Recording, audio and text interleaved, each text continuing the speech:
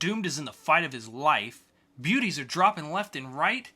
And it's an image number 1 this week on Top of the Stack.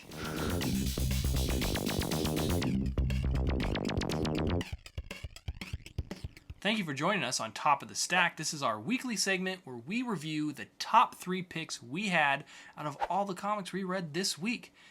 Sometimes there's honorable mentions. This week there is. So let's get it started this week with Doomed number 4 by Scott Lobdell, Javier Fernandez, and Ulysses Areola. All right. So basically, you took the words right out of my mouth. He is in the fight of his life. With the crush of his life. Girl.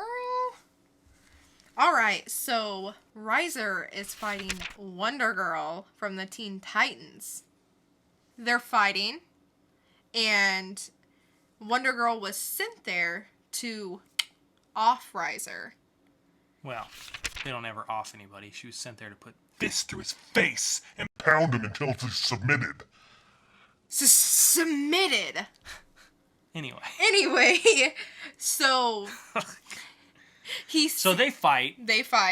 But what? But she sees a side to him and realizes, oh, this guy is not a crazy psychopath monster on the loose like Star Labs was making it out to seem. But they end up having a discussion about how they became the way they are, and Riser is really happy with that because he actually gets to tell somebody what happened to him because nobody knows. Then it comes to the end, and we see his coworker at Star Labs, and she discovers some stuff. I'm not going to give that away, but it has to do with Superman. We may have discovered a little something about the girl he almost had sex with, too. Yes, I didn't even. I had that written down, but overall, this issue really got to see a softer side of him, explaining who he is. He wants to tell people. We see a scene where he's giving his dog back. And he wants to tell people about his thing, but he knows it's his burden. Right, and but he doesn't finally want to meets bother somebody that is like him, so he wants to tell them. Right. Which is only natural. So, how do you feel about this issue overall? I liked it because it wasn't just all about, I don't know, like conspiracy type stuff. It was more of like an emotional issue, where you kind of got to relate to him a little bit more and understand what he's going through.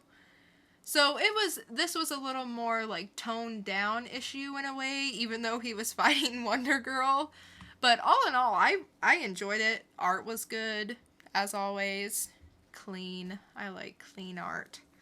The writing was really good. Unfortunately, we found out last week that this is getting canceled.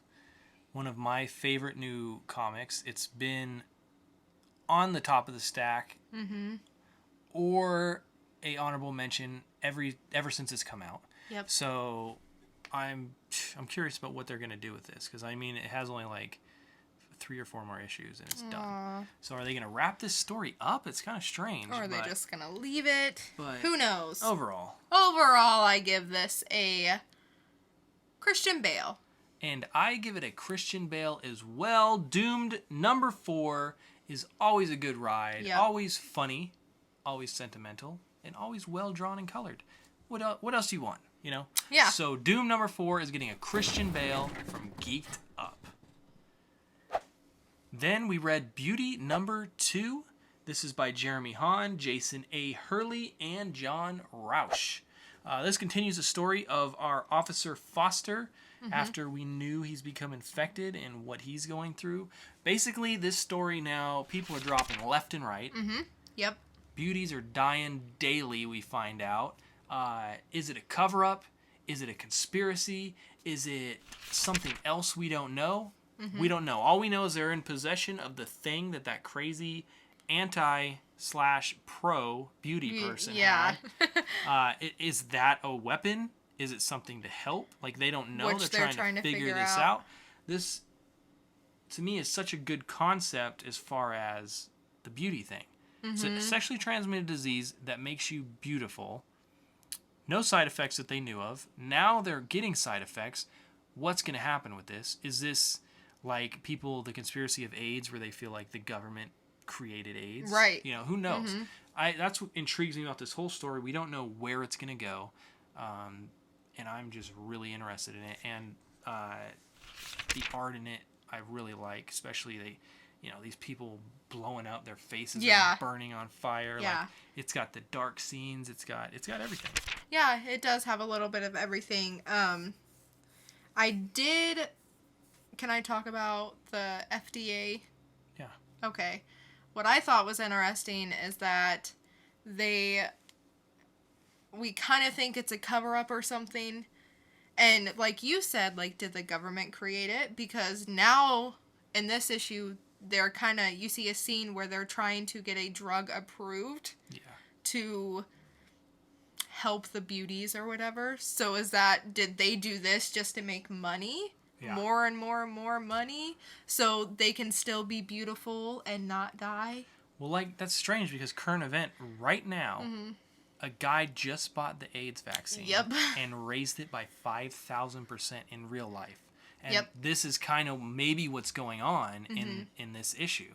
So it's kind of bringing our opinions on our body image, and it's mixing it up with our practices as far as medicine and health in general is concerned, especially here in the U.S., and it's rolling up in this ball in a crime drama. And I think it works really well. Yeah, it really does. It's very interesting. So this issue, it continues on. It's going to continue on more. But this one in particular, I'm giving a Christian Bale. I thought it was top-notch, just like the first one. And I'm definitely picking up number 3. Yep, ditto. Christian Bale? Christian Bale. So The Beauty number 2 by Jeremy Hahn and Jason A. Hurley and John Roush is getting a Christian Bale from Geek'd. Which leads us to our last comic of the week. And it is the Image number 1 by much-loved Rick Remender, who writes my favorite comic, tied for favorite comic, Low. He writes that as well. He writes just a lot of good stuff. Yep. Drawn by Sean Murphy and colored by Matt Hollingsworth. It is Tokyo Ghost number 1. Basically, this is another post-apocalyptic type tale. They live now in the island, or the Isle of Los Angeles. So Los Angeles has broken off, apparently. Right. Crumbled into the ocean, like they say it's going to. And it is the year 2089. Now, the thing that gets me about this is it's ruled by a company called Flack Entertainment Conglomerate, and they control the media, basically. Yes. And everything that goes on. And in this world, there are opiate dens, but these dens and the drug of choice is the internet. Information at the touch of a button. Which I think will happen. Yeah, I think it will too. So it's really their drug of choice. And what are you doing? What? Oh, nothing. Anyway, it's their drug of choice, the internet and the touch of a button. So they use it, and it starts seeping into their brain even more and controlling them. What are you doing? You didn't check your Facebook later. Sorry. Really, I want to know, like, where could this all be leading as far as, what are they getting at? It's this utopian society, or they're trying to find a utopian society in Tokyo. Which, the main guy, Led. Yeah. He is addicted. Which I forgot to mention. Led Dent and Debbie Decay are the main characters. They work for this company, taking care of everything. Yeah. Yes. And Led is totally 100%... Are you listening? Oh. Anyway, what?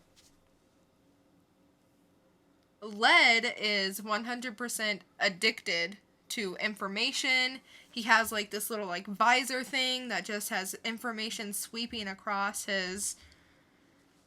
in front of him at all times. He can watch TV shows, advertisements, shopping. He's doing everything. Yeah. But it just shows this mind suck that it's doing to these people. And now, do they call that juice? I kept seeing juice. I don't know. I'm not sure. Oh, okay.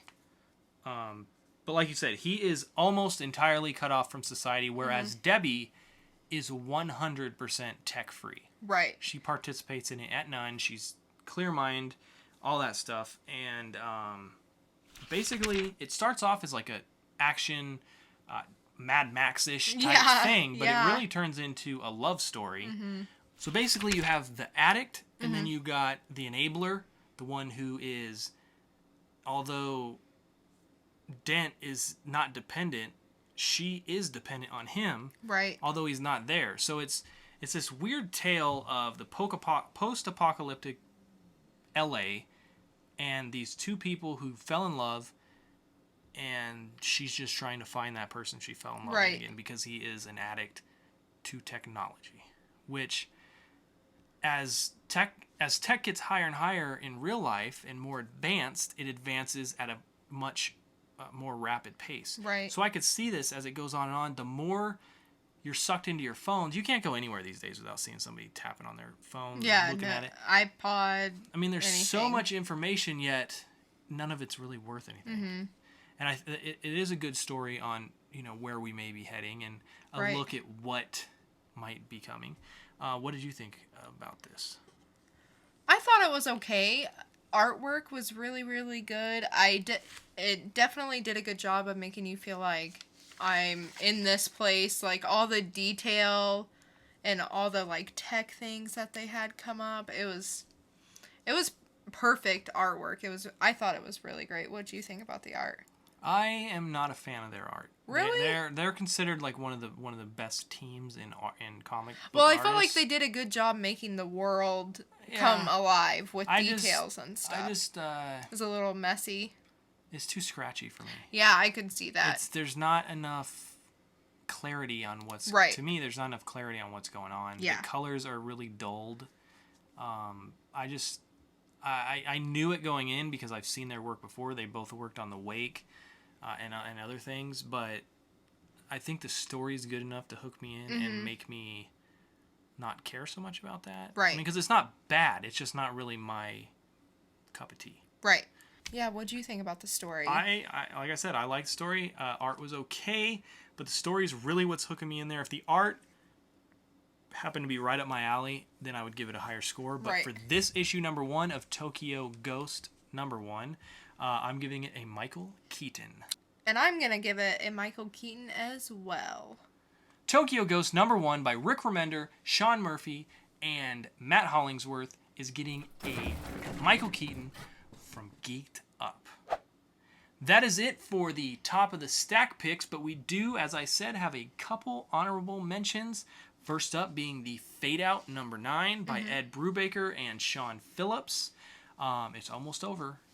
The story is really picking up, really ramping up, really getting you on the edge of your seat. I can't wait to see what the next 3 issues bring. I want to know who did it, why they did it, and how they did it. So that is on the top honorable mentions, as well as Star Wars Lando number 4 by Charles Soule. Just a fun book, I guess. Yeah. It's kind of like an escape. Kind of like if you don't really want to think, it's just one of those that you're just like, I don't know. It's good. It's an escape book. So those are the 2 on the honorable mentions. I do have to mention that, unfortunately, this week is an RIP for us. For Constantine the Hellblazer, as number 4 came out. This is by Ming Doyle and James Tynion IV, which I like James Tynion IV's stuff. I like Ming Doyle stuff, but for some reason this book is just not grabbing me. No, it's very... One issue is like this. It's the next blah. issue is this. It's not like a continuous story, it feels like. No, like you were saying, it's like he has a flashback, and then trouble happens the last page. The next issue, he handles that trouble. The next issue, he's having flashbacks and depressed. Something happens on the last page. Next book, he handles that. It's like, and it's not even like, I don't care. Yeah. I've said this about other things, but I don't care. And it's finally, I just have to drop it. I really wanted to like this book so bad, and I just don't. Because the first issue, it was right there, It was. you know? But It was. So those are it for the honorable mentions and the top of the stack this week. Let us know what you picked for your comics of the week. Do they compare to ours? Was our reviews accurate to you? If not, let us know in the comments below when you like, comment, subscribe, and let's start that conversation. We'll get back to each and every one of you. You can also put your comments on our Facebook and our Twitter. And until next time, stay geeked up and always hug a Xenomorph. always.